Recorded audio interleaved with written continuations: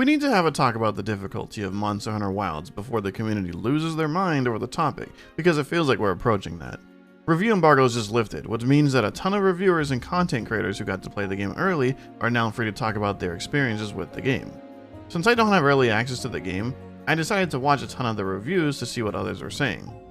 The common thread that came up was that the difficulty was on the easier side.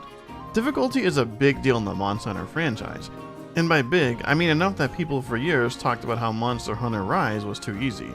I'm starting to see a bunch of people expressing concerns over this in Wilds, and I want to dive in because I don't want us to repeat history. It's important to know the context behind this because Monster Hunter players, similar to the Soulsborne community, really takes pride in the difficulty of hunting and their ability to overcome that. Even aside from pride, it's just a part of the fun. Rise being on the easier side was really controversial because of this. And I mean specifically Monster Hunter Rise and not Sunbreak. A big factor of this was the popularity of Monster Hunter World, which is essentially the community's benchmark for difficulty at the moment. Many players considered World to be punishing, but it's important to also remember that for many players, World was their first game. To date, it's sold over 20 million copies, and is easily the biggest reason that Monster Hunter is so popular, especially in the West now. A common criticism of the difficulty argument is that Rise is always going to feel easier because many people played through World first. The idea being that your first game will always be the hardest. Which I think is fair to point out, and I think this does apply to Wild as well. That said, for World, even experienced players in the Monster Hunter franchise also consider it to be on the difficult side. So I think there's more to it than just lack of experience coming into the game. But like I said, this led to years of discourse, and a lot of people really look down on Rise because of it. Which is kind of sad because Rise does do a lot of cool things, and a lot of people missed out on that. Even more so in Sunbreak, which was in many ways the answer to the difficulty complaints. Rise lives in two extremes where base game was too easy and Sunbreak was too hard for some people. What's important is that Capcom clearly wants new players to get into the franchise. Rise added the wire bug, which not only gave us a lot of power, but also an incredible recovery tool in the form of the wire fall to pick ourselves up when knocked on the ground. We also got the Palamute to sharpen and use items safely in combat. These quality of life tools changed the flow of the game in ways that many people didn't really appreciate. In some ways, one could argue that Wilds continues the trend. We don't have the incredibly powerful movement of the wire bug system, but we do have the Sacred, which can pick us up off the ground without any cooldown, and like Palamutes can allow us to heal and sharpen safely.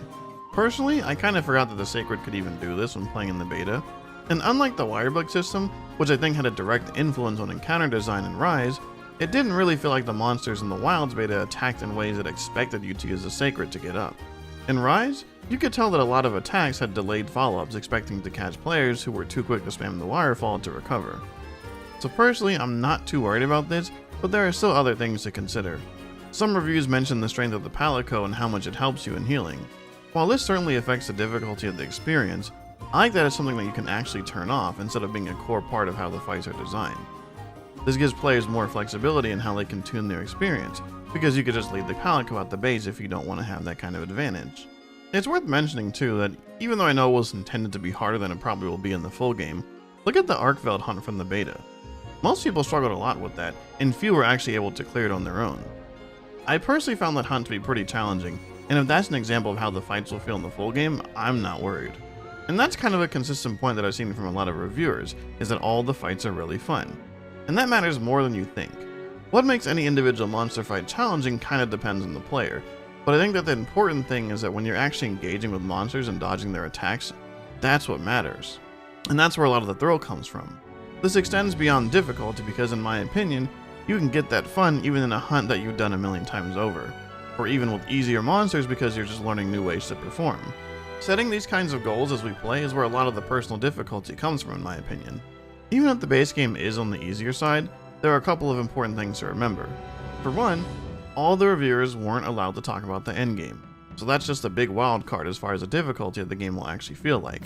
Early impressions say that the story is around 10 to 15 hours, and if the story is easy, that kinda makes sense, but if they're willing to bump up the difficulty past that point, I think most people won't mind that. Obviously, it might take more than 15 hours to get to the hard stuff, but I'm sure that it'll be there in some way. Not to mention, we do know that there are both frenzied quests and tempered monsters in the game. I'm really counting on at least some of those to be a challenge, especially if monsters can be both tempered and frenzied at the same time. A lot of this is stuff that they just couldn't talk about in reviews, because Capcom doesn't want people to discuss the endgame yet. And honestly, even if there isn't a lot of challenging stuff in the game, I know that it'll come eventually with updates. I expect this to be the most aggressive content update cycle that they've had because they know how successful the game is going to be. I wouldn't be surprised if we had more than one expansion as well. No doubt we'll have a mastering update eventually, and I expect this to really push the difficulty to new levels just like it has in the previous games. All this is to say, I think that people are reacting a little too strongly before they actually get to touch the game, and that's not a good thing. Being negative can be kind of addicting, especially in today's internet culture, and I don't think that it'll be healthy for us to have a repeat of Rise, where we just dunk on the game for years because of our issues with the difficulty. I even saw at least one review that actually compared the difficulty to Monster Hunter World. You have to keep in mind that there will be a wide variety of opinions because we all have different perspectives and experiences. The opinion of someone with 200 hours is going to be different from someone with only 50, or 1,000, or 2,000, or 5,000. It's just a really subjective thing, and you have to keep that in mind when consuming all these opinions and takes on the internet. You also have to remember that, like Rise, a lot of new players are going to get into this game. I don't think that it's good for them to be surrounded by a lot of negativity. I'm already seeing people leaving the Monster Hunter Wild subreddit because of the complaints that are just based on reviews. And while there are some valid complaints to be had, there's a lot to be excited for.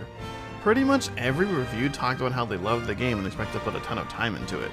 So why are we focusing on the few things that might be annoying? I'm not saying to completely ignore any criticism, but we're here to have fun. That's kind of the goal, so let's focus on that. I just really enjoy how welcoming the Monster Hunter community has felt overall, and I want us to continue that. Once the game comes out, we can talk about how the difficulty is, and then we can continue to talk about that when we discover more of the endgame, and then when updates come out, and then the eventual expansions that come out.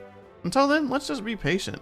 Don't go into the game looking for things to be disappointed with because you're going to miss out on a lot of fun.